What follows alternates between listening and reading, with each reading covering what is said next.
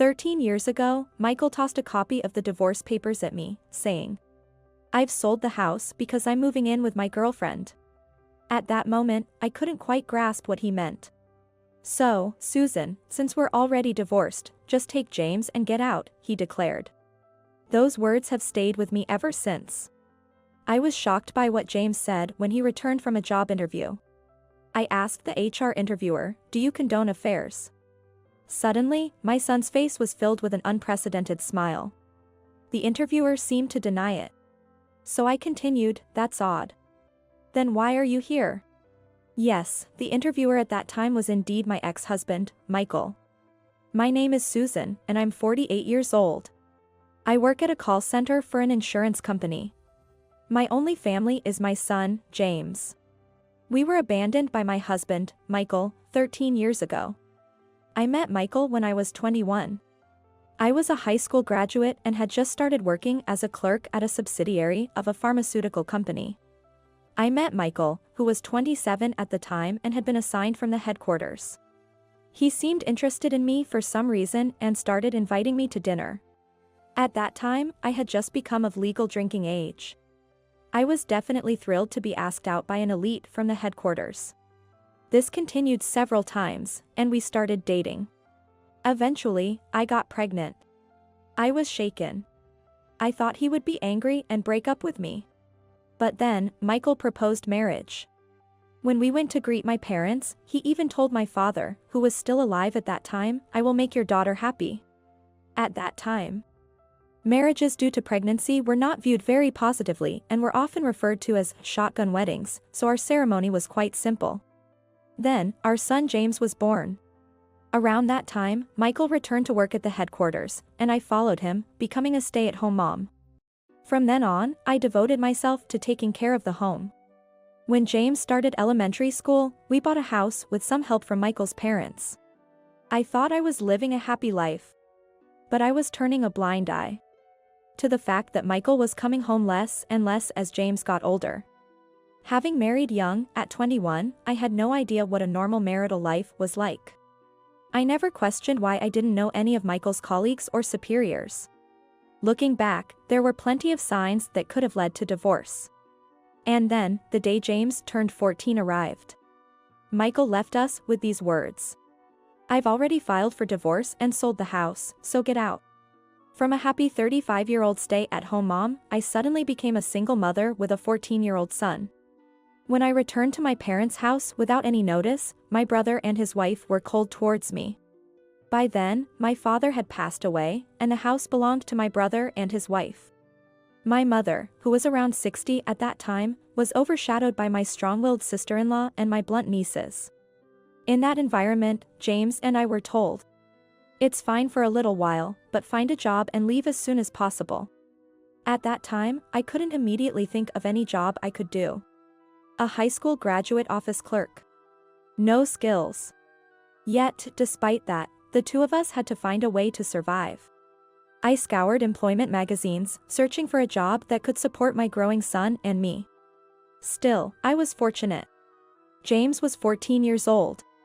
Although it's said to be a difficult age, he was reasonably sensible. It was much better than being a mother with a baby. That's when I dove into a call center job at an insurance company. My office experience helped me with the phone handling. Initially, I was a contract employee. And after a few years, I managed to become a full-time employee. However, at first, I was completely exhausted every day by the unfamiliar world. But as I continued with this job, I realized something. I knew nothing at the time of my divorce. I was a high school graduate from a non-academically distinguished family. Even though it's not everything, my ignorance was one reason I ended up in financial trouble during the divorce. It was a divorce due to infidelity. I should have demanded child support from my husband, but the thought never occurred to me. Neither my mother nor my brother thought of it either. Well, my mother might have, but if my brother had any concern for me, he might have sought advice from someone, but he didn't. I realized I had been unfairly treated only after joining the insurance company and learning new things. But by then, it was too late. That's why I wanted my son to attend the highest level of schooling he desired. Wisdom and knowledge can save you.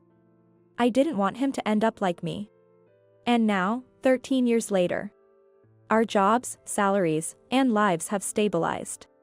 James entered a prestigious national university for science and even went on to a doctoral program. As a mother, it was astonishing. Moreover, he said he'd manage the tuition somehow. How could he manage that with his busy studies? He found a non-repayable scholarship and secured it for himself. All I did was sign in the Guardian section. 4 years in undergraduate, 5 in graduate school. He demonstrated his abilities during his studies, attracting scouts from various companies. This is truly a case of a black hen lays white eggs. James's future must be filled with light. Yet, occasionally, I'm reminded of that day. Yes, the day my ex-husband abandoned me. That event still swirls like a dark vortex within me. It truly came out of the blue. As soon as he came home, Michael flung a crumpled piece of paper at James and me. Upon unfolding it, I found it was a copy of the divorce papers. I had no memory of signing them. Yet, my name was written on it, in handwriting strikingly similar to mine. When I asked him what he meant by this, Michael said, "I've sold the house because I'm moving in with my girlfriend." I couldn't quite understand what Michael was implying. The idea of divorce was completely unexpected to me. "So, Susan, since the divorce is already finalized, just take James and leave," he insisted. He mentioned something about not sparing us if we didn't leave within 3 days. I was 35 at the time. Having been just a housewife for 14 years, I had no idea what to do next, so I headed to my parents' house. I can still hear my husband's voice from that time. Maybe I should just forget about it. After all, James and I are living a relatively settled life now. It's not that I'm holding on to the past. It's the frustration with my past self for not being able to do anything and the resentment towards Michael. I know that I could do something now if I were in the same situation, and that's precisely why. On a day off, I was looking forward to a rare lie-in when my phone started ringing. The number on the screen was not saved in my contacts, so I decided to ignore it and went back to bed. But the call kept ringing, pausing, and then starting again. Eventually, I heard a voice from the voicemail. It was my former mother-in-law. She kept repeating, "Please let me speak to your son." I wondered what she meant, but I decided not to answer the call directly. By evening, James came home in a suit, which was unusual. When I told him about the call, he burst out laughing in a way I had never seen before, saying, "I knew they would come." He was shaking with laughter, banging the table, and even shedding tears. "James, what did you do?"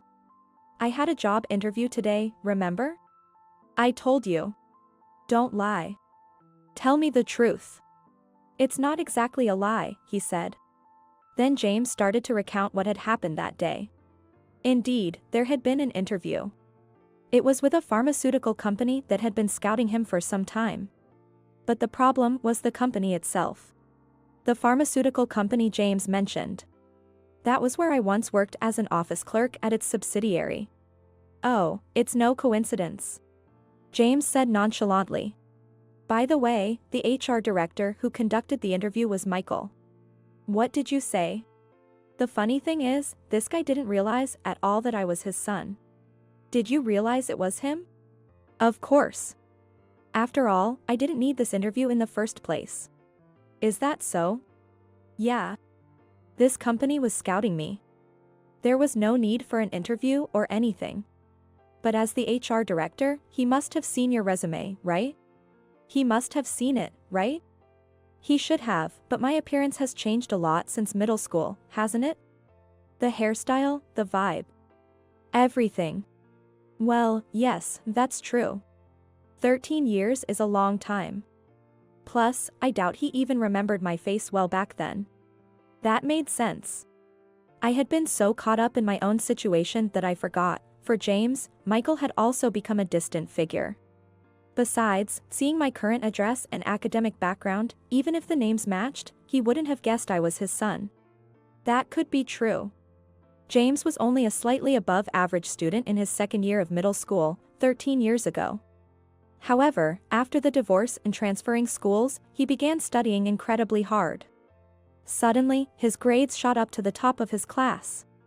He got into a high school that matched his achievements and maintained nearly the top spot in his science classes. Then he went on to a renowned national university. With a recommendation from Professor Smith, whom he met in his third year, James spent 5 years in graduate school.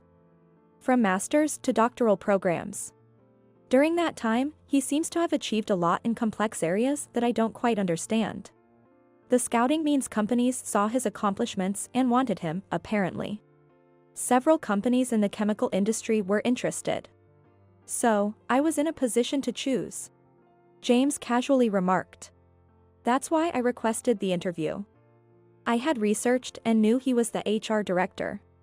I was astonished at how much he had prepared. But he didn't change his expression at all, even when he saw me. The interview was pretty standard. The difference, however, was that James had the opportunity to ask more questions. That's why I asked the HR interviewer, "Does your company condone affairs?" At that moment, James's face was filled with an unprecedented grin. And what did he answer? "Michael, I mean. Of course, that would not be ethically acceptable, can you believe that?" So I continued, "That's strange. Then why are you here?" And just like that, Michael's face froze. James couldn't stop chuckling. Then, thankfully, the managing director, Derek, sitting next to him asked what I meant by that. That's when I pulled this out. What he had was a crumpled piece of paper.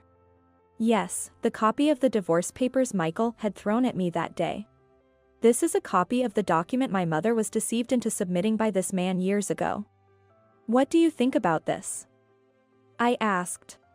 You've kept that copy all this time. I thought I had thrown it away. No, I had definitely thrown it in the trash. I didn't want to see it. I thought I had to throw everything away and leave. Yeah, I picked it up after you threw it away.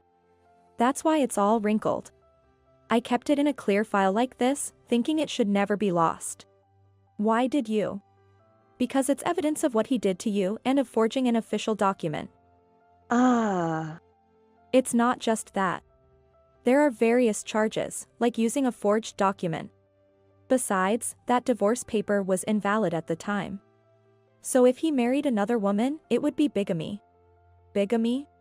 I'm not an expert, but I asked a friend from the law department in our university club about it, whether this could be a crime. A crime? Yeah, a clear crime. So, I made it clear on the spot. Isn't this forgery of an official document? Then I gave Derek a copy of the copy. I see. Since we have the original copy here, it's a copy of the copy. Because this copy has his fingerprints all over it. No way I was handing over the actual piece of evidence. So, what do you think he did? What did he do? He suddenly stood up and yelled, "James. Are you treating your own father like a criminal?" Then he turned to Derek, insisting that what I was saying was a complete lie, a misunderstanding. Huh? I couldn't help but feel amused. What was that man talking about? But credit to the executive, he seemed to understand what I was getting at. He turned the questioning on Michael. You know, there's always a power dynamic in companies, right? Michael was probably eyeing the executive position next. Derek seemed to be assessing the character. First, he had Michael leave the room, then turned to me and asked, "Did you request this interview not for employment but for this reason?" I did apologize, saying, "I am very grateful for the scouting from your company, and I do find it an attractive place. However, I wondered what it would mean if a company, which keeps such a person without questioning his ethics, were to employ me." So brazenly put. I was amazed at how smoothly he could say such things during an interview. Derek was really competent. Regardless of whether I would join or not, he thanked me for sharing. He mentioned remembering when Michael divorced and then remarried a much younger woman shortly after. Wondering why he would choose someone like that again. And he remembered you. Really? Yeah. You said our wedding was small, right? Derek was one of the few guests, as his boss at the time. I had no idea. But Michael had been telling people around him that he was the one cheated and just divorced. But Derek had wondered why he didn't take me with him. He even suspected from my photo and name that I might be the one. What? Taking advantage of the lack of knowledge you had back then, we were abandoned. I'm so sorry.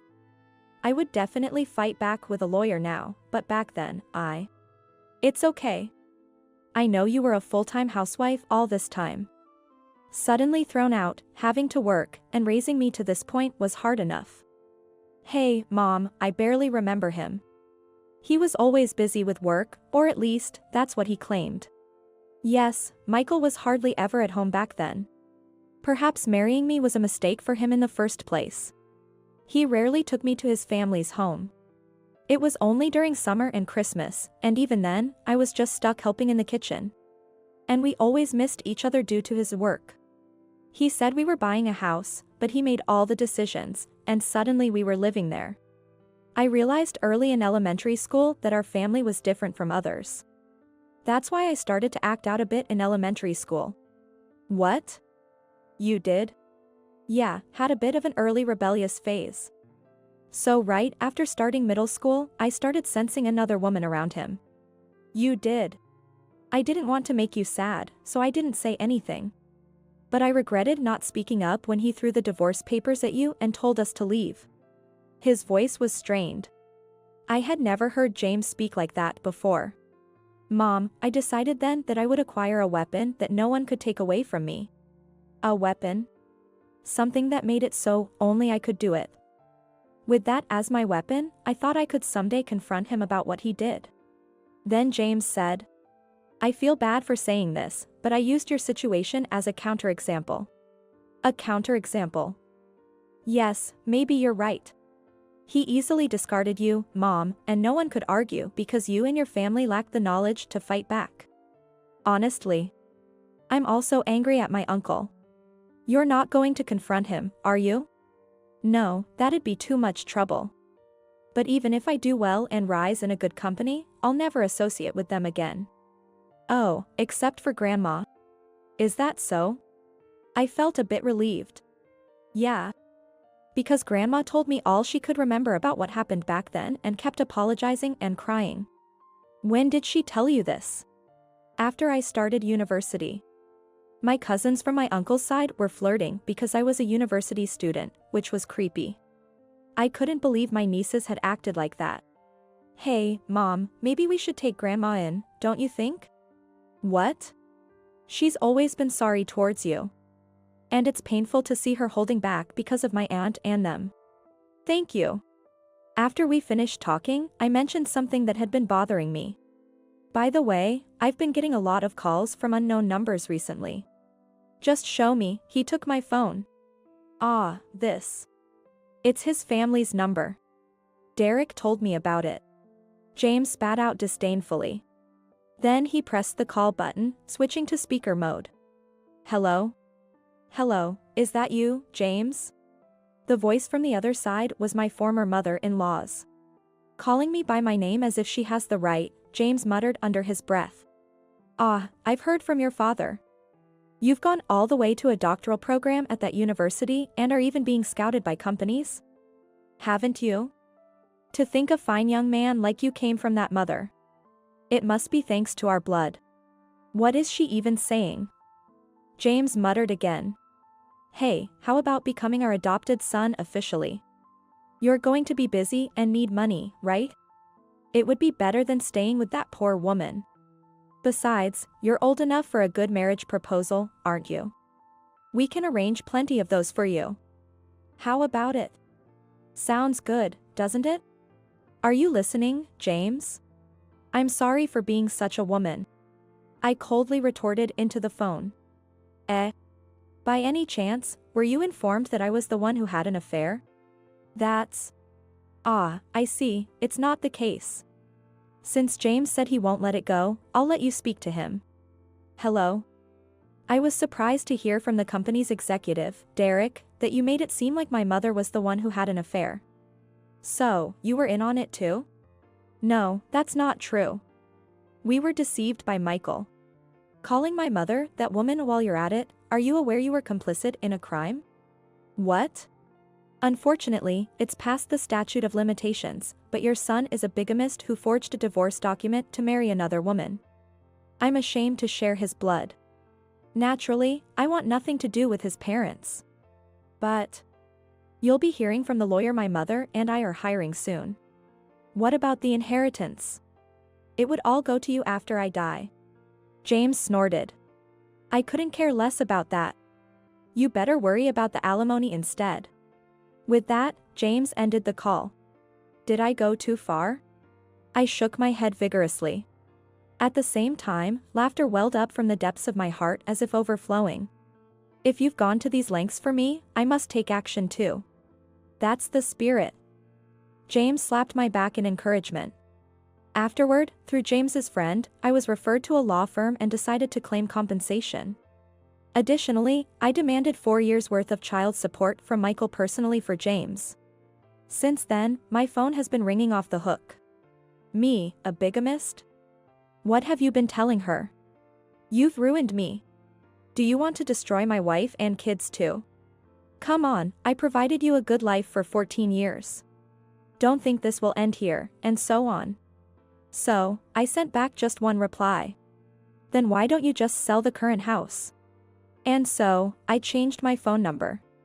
As for the outcome, Michael, who faced a combined assault from James and me, ended up paying compensation, was ousted from his HR director position, and was demoted to a deputy factory manager at a distant factory.